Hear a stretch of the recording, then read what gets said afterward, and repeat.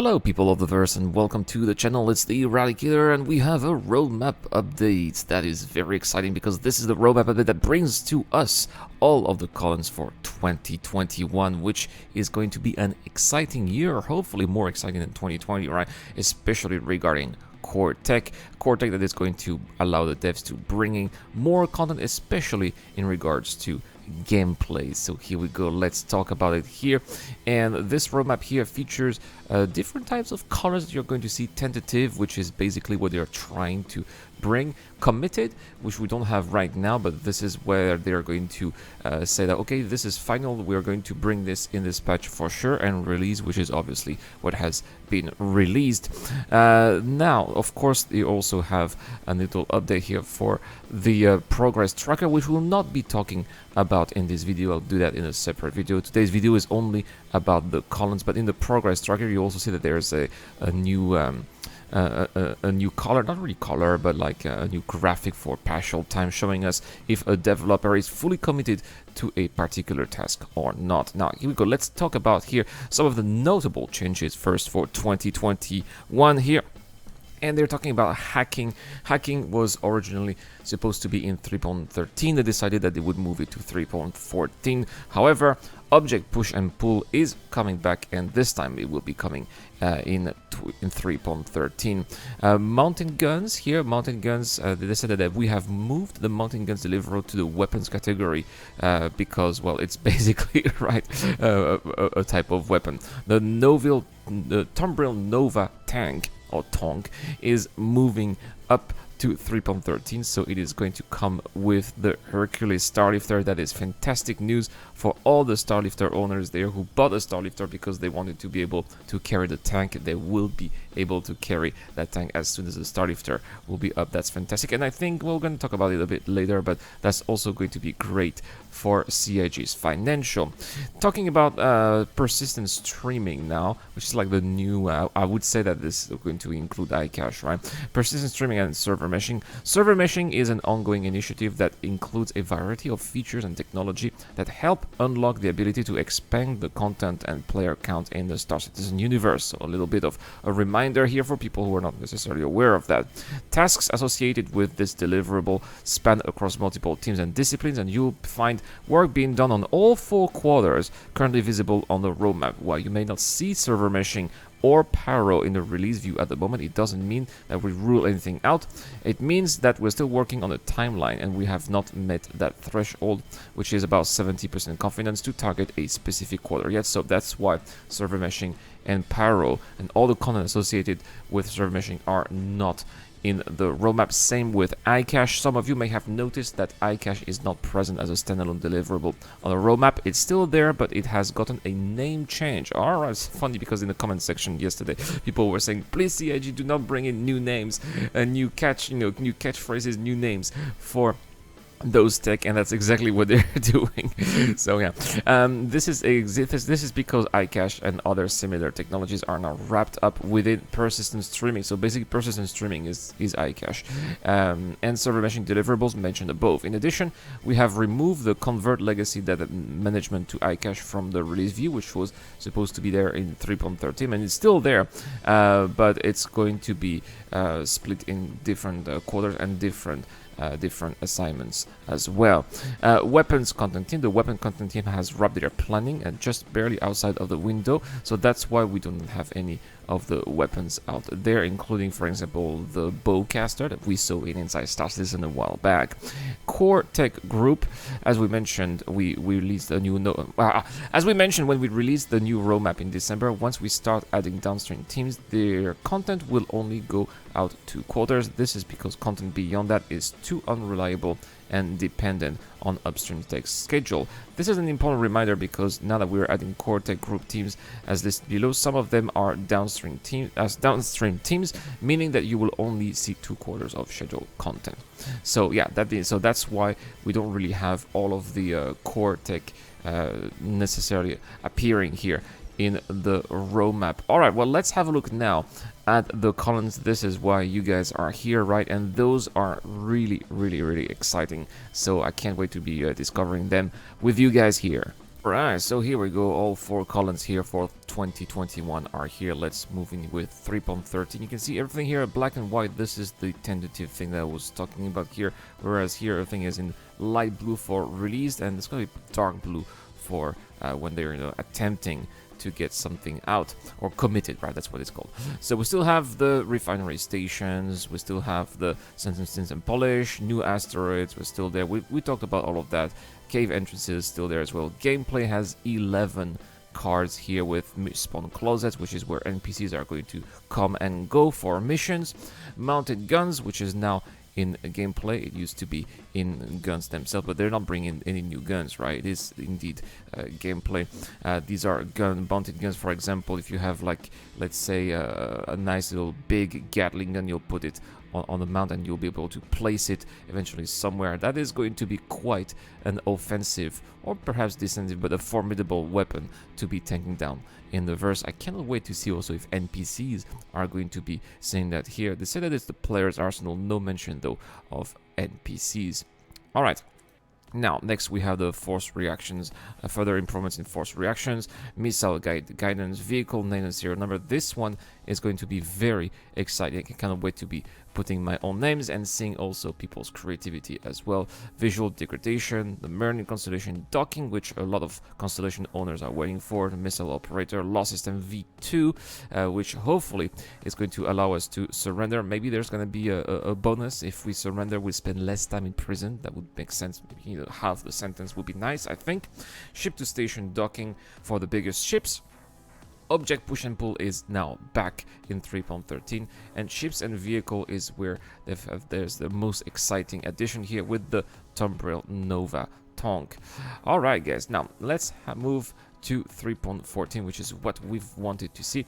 And in locations, the return, guys, the return of Planet Crusader. Now, if we look here at the progress tracker, which we'll do in a different video, 3.14 is when they are going to try to bring in, how do they call that again? Let's have a look, because I always forget, right?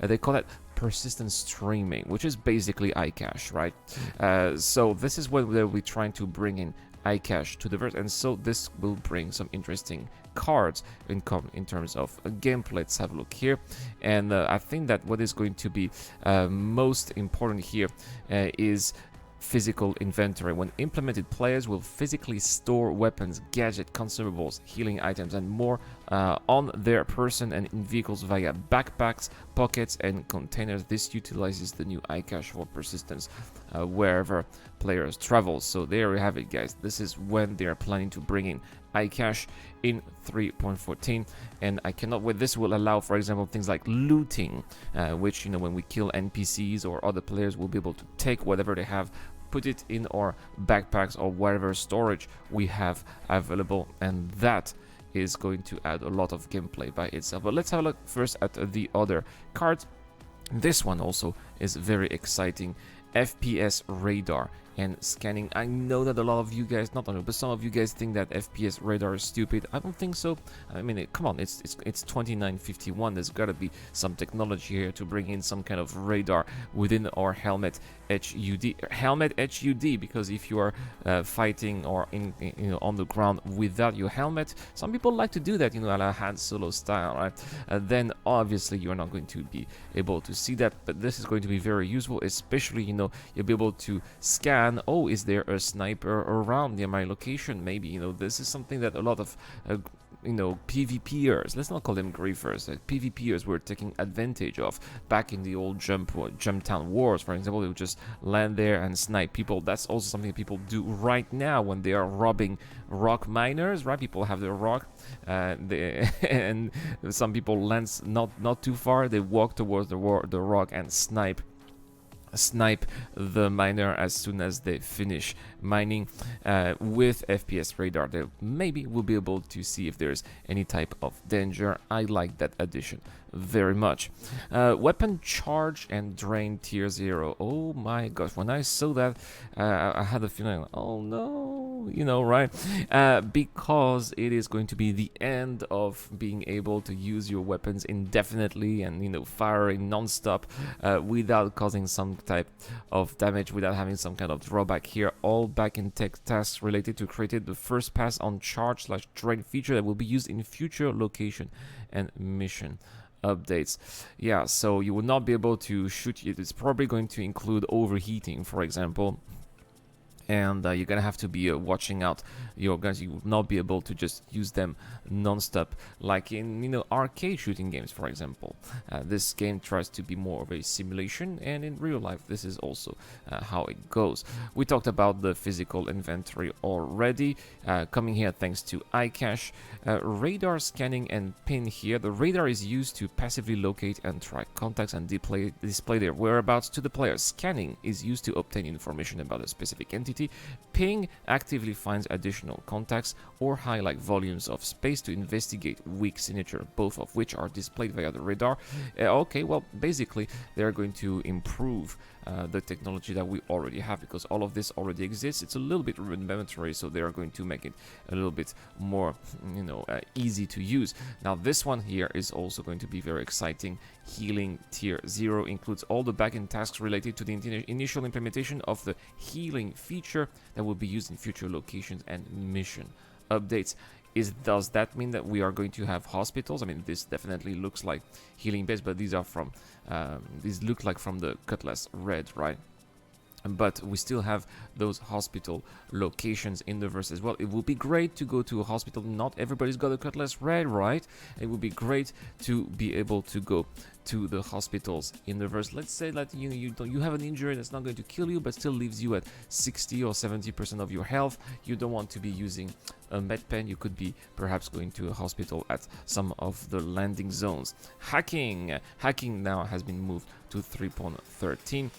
So this is all the backend tech task related to creating the first pass of the hacking feature that will be used in future locations and missions. That is not new, it's just delayed furthermore. NPC healing here enables players to heal other players and NPC. This will allow players to use items with healing properties, such as the healing laser. People are saying, I don't know if this is going to be a healing laser. They're not saying, such as the med pen and other player characters on NPCs. Next, ships and vehicle. Only the RSI Constellation Taurus. A lot of people own a Taurus but are frustrated because all the Taurus, all the Constellation variants are there, but not the Taurus. They will be able to get it in 3.14. And in terms of core tech here they are going to migrate legacy vehicle XML to data core. That sounds very boring, but it's probably very useful.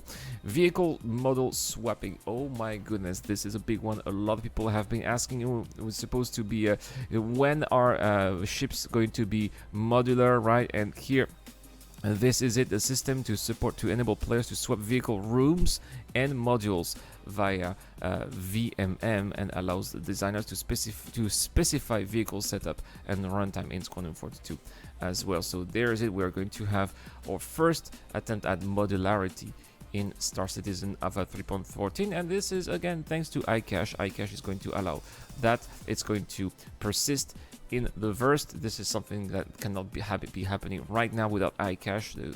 The game cannot remember all those specific changes, but it will be happening in 3.14. And looks like the shield system tech replacement that we saw in Inside Star Citizen a while back is also coming in 3.14. Moving up to 3.15, I was having a little bit of fun watching that before. We have first the small home outpost colonialism. Now, a lot of people are saying, oh, we're gonna have player homes, including myself, but it seems like it's not going to be the case. Here they say a small home for AI to live and shelter, not players, AI. They consist of a central hub and a few optional internal and external modules. They provide the basic necessity to support a small group of people for an indefinite amount of time. Now, I can see those little outposts to bring some extra flair, extra ambience when we're traveling, on planet surfaces like Hurston or Macrotech. These could also be great places for bounty hunting, FPS bounty hunting, because all the bounty hunting we have right now are in space, but why not FPS as well? And that could be maybe a solution. let's have a look at gameplay now. Basically, these are all the locations for 3.15, but of course, that is subject to change. We've seen time and time again that those cards just come and go, and very often we look at 3.11, 3.12, they've been all removed and completely replaced, right, at the last minute. It could very well happen as well in 3.15, 3.16. Gameplay here: weapons, magazine stripping and refilling enables players to remove ammunition from drop weapons to replenish their own, which is great when, again, you are looting. It's also great when you are, taking those weapons from the NPC that you are killing right now in the verse. Let's say you just have 30 bullets when you are taking one of those weapons, right? And imagine that the magazine is already at 5 or 2. You can reload with whatever you have, but that's already the case, isn't it? That's strange that this is making its way into the roadmap. EVA is going to get some improvements as well.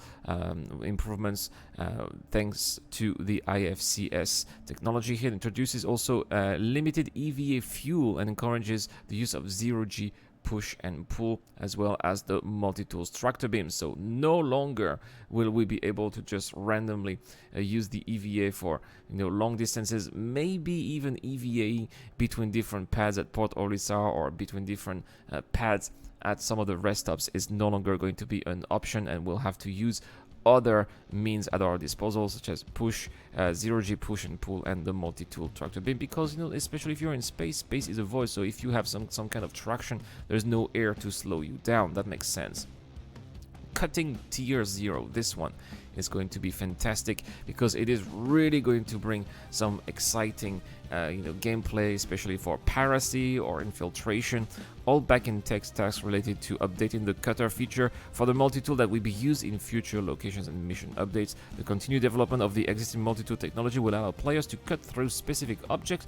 This will primarily include the ability to cut freeform on specific surfaces. And let's say, for example, that you got a ship interior that was cut by players in a certain way.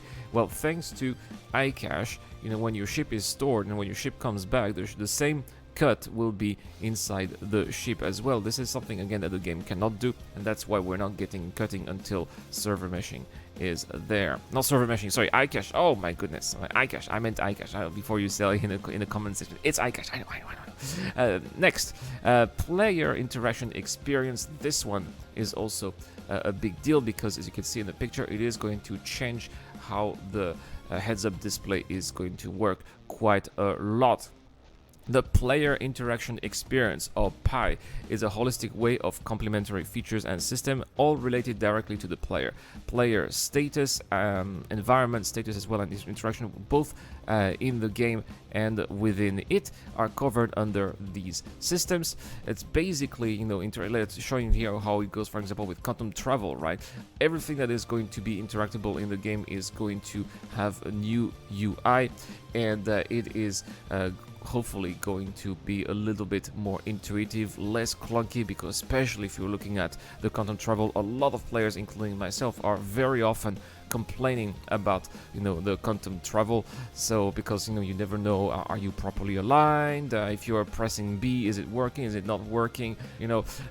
Is it bugged? Sometimes it is. So hopefully this is going to make how the game works a little bit more reliable. We definitely need better player interaction experience for our value-added gameplay in the verse. Now, next, bombs and space mines. Oh my gosh, this is going to make a lot of players happy, especially those who attended the event in Frankfurt where they bought the Nautilus. Well, we are getting one step closer in 3.15 towards the release of the Nautilus here, because players will have the ability to drop powerful bombs over targets in atmospheres from ships. This one is not for the Nautilus, it's for a specific variant of the Starlifter, right? In space, players in certain ships, like the C2, like the A2, right? That's the M2, or yeah, we'll see later. Will get the ability to release space mines in a coordinated fashion and in an attempt to trap and capture. Well, that is definitely the Nautilus, right? Definitely the Nautilus. But in terms of bombs, that's not the Nautilus. That's the A2. The A2, which is. they're over there, right? The A2, yes. All right, next, salvage. Oh my gosh, 3.15 is really going to be very exciting. This will coincide. This is the patch that will coincide with CitizenCon if it happens this year, right? This feature includes all backend tasks required for the initial implementation of salvage gameplay and missions. Sorry, I need to drink some coffee, guys. I've been talking a lot, right? Salvage. How long has salvage been on and off the roadmap? Hopefully this time is going to be the good one. Again, we know that we need iCache for salvage because, let's say, for example, you know that there's a place where there's a wreck, right? You cannot carry everything. You want to leave, go back, sell the whatever you have collected from the wreckage. You want to go back to that wreckage and know exactly that it is at that specific location. We need iCache for that, and especially it's going to include lots of little components, lots of raw materials maybe that may need to be refined as well. There's a lot of things here, small little items that need to persist, and we need iCache for that. So hopefully in 3.15 this is going to be the one for salvage, and 0G push and pull, which we saw before with the new EVA improvements. That is one of the requirements for the EVA improvements. Now let's look at ships here. The Redeemer, the next great starship, is finally going to be flyable and playable in Star Citizen. This one here coming up in Star Citizen 3.15. It is now a gunship, not necessarily a dropship, but a gunship. Think of, for example, a Constellation, but on steroids, without necessarily the cargo hold or the ability to hold troops. Fantastic gunship here, and it was at $250 if I remember. I can imagine this Redeemer here to go up in price, especially it's going to be released around the time of CitizenCon. Maybe it will be featured in the CitizenCon demo if there is one, and as a result we should expect the price to be going up. It is the way, that's what CIG does. The A2 Hercules Starlifter here, people will be excited about this one because we'll be able to drop bombs. Who knows, maybe we'll be able to drop bombs on those NPC houses to destroy NPCs, right? That will be definitely a lot of fun. We'll definitely be able to bring those bombs on the NPC bunkers, those bunker missions where we have to kill NPCs. They have turrets. Well, if we're bringing those bombs on top of that, maybe that would be a great way to destroy the turrets before landing. I can't wait for that as well. And this is going to make my friend Admiral Groffos very happy. The Crusader Ares Starfighter, both the Iron and the Inferno, the bespoke Crusader Starfighter with that huge size 7 gun here coming to Star Citizen at 3.15. And in Cortec we have ship interior exterior cooling. This is it is important because it is going to add further optimization to the game. When complete, the game engine will no longer render the interiors and exteriors of ships when not required. That is huge. This is creating some drops of performance. The more ships there are, the more interiors need to be rendered, but we don't always see them, right? Do I need to see the interior of the ships that I am attacking if I will never go inside? Absolutely not, right? So hopefully we will see a boost of performance when this is in. And finally, Star Citizen 3.16 here, coming up with Horizon V2, which is going to bring extra shops and extra services to Crusader's landing zone. Gameplay here, weapon misfire and wear, which means if you don't take care of your weapons, if you overheat your weapons too much, well, this is what's going to happen to you. So you're gonna have to watch out. Is this going to happen to NPCs as well? That will be a lot of fun. Player slide, why not? A little bit of cool factor here for players who are into FPS. We're definitely gonna need to try that in Star Marine quite a bit before being able to master that. Prone here, speaking of Star Marine, I've seen a lot of people proning in Star Marine, but there's not much that we can do when proning. It's not very intuitive, right? So they're going to improve that in 3.16. The actor feature here, ladders are going to get a much needed improvement, especially I can't wait. I remember when I was flying a Starfarer, every time when you are in a Starfarer, you're trying to go to the bridge, there's a ladder that goes to the upper deck. Every time you go there, you're automatically going onto the ladder. I hope that with this improvement here, this will no longer be the case. physicalized weapon handling here. Introduce characters animations while interacting with customizing FPS weapon. This is to add tactile look and feel to weapon handling, supporting a wider goal of high fidelity character interactions with all relevant objects in game. Looks like they are going to have to do some mocap for that. Lockers and inventory, again thanks to iCache, this is going to be possible, right? Lockers T1 introduced a consistent way to store clothes, armor, items in a physicalized state, which also includes a more robust and tactile method to storing items on shelves and attachment surfaces. This builds on the personal inventory, expanding the inventory UI to include lockers. Yes, is this going to be in your hub or just in ships? That remains to be seen though, but obviously, right, these days when we'll be able, when we are carrying everything on ourselves as we are doing right now, will be long gone in Star Citizen Alpha 3.16. And fire extinguishers, we know that Jared is very high on fire. We've seen that a lot inside Star Citizen. It looks like maybe fire tech is coming in 3.16. Ships here, this I think is a mistake. Ship shield emitters, this should be in core tech, but they're basically going to improve the shields here. Let's next look at some of those core techs here.